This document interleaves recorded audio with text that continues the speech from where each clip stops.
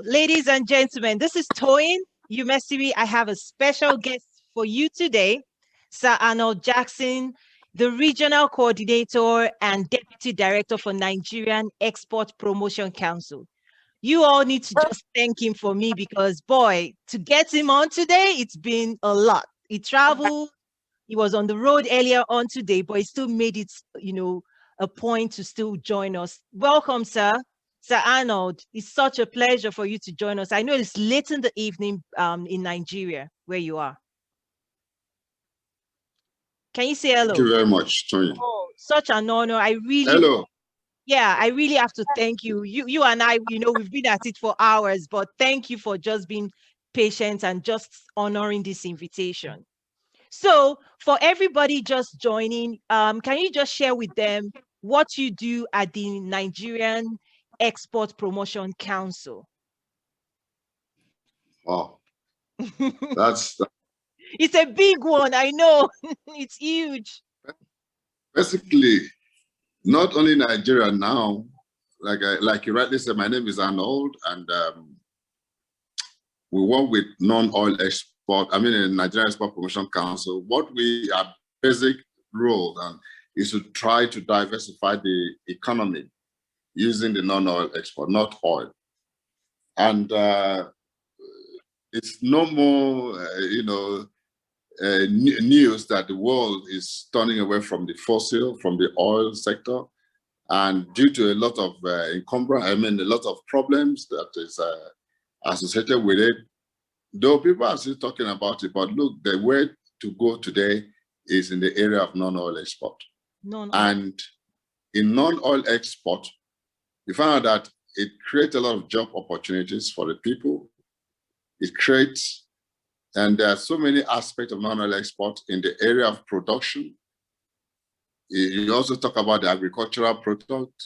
You talk about manufactured. You talk about services. And of course, solid mineral. So you say it's a huge, if you look at the length and breadth of this country, Nigeria, and other countries of the world, the states of Nigeria are replete with diverse non-oil product. And for us, what we are looking at it is that we just want to behave as if there's no oil. That's the mandate of the federal government to us. Let's diversify the economy using other products. Before now, oil constituted about 70 to 80% of the foreign, revenue to the country. But prior to now, there were a lot of other things that we were doing before the advent of oil. And the Nigerian economy was very strong as at then. I'm talking about the early 70s and beyond, before the advent of oil. So what really happened to those products and to those things that we did, or that the country was depending on to survive, for sustenance? And I remember then the exchange rate for naira and dollar was, naira was almost higher than dollars. Wow. But all of a sudden, the oil came with all, attended issues, and now look at where we are. So I think it's better for us to go back to the basics. There are so many things that Nigerian Export Promotion Council is doing to, help the people look at it, reposition the economy for better use. For instance,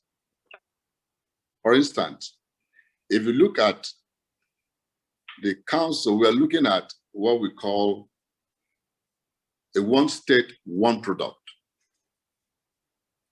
to help drive the zero initiative. One state, one product is simple. It's like, okay, let's even look at every state of the Federation, the 36 states plus the FCT, has one peculiar product and services that can generate money for the country. There are about the 774 local governments of this country. They all have one product and one maybe service or solid mineral that can generate revenue. So why do we kill ourselves with the oil? Mm. Why can't we just optimize what God has given to us freely? Remember, oil is not also man-made, it's also God's gift. So if God is so magnanimous to give us oil, and he has also given us this other one, why do we kill ourselves with oil when there are other things? Now, the oil has issues which we need to also take into consideration. The issue of greenhouse emission and the rest of those things.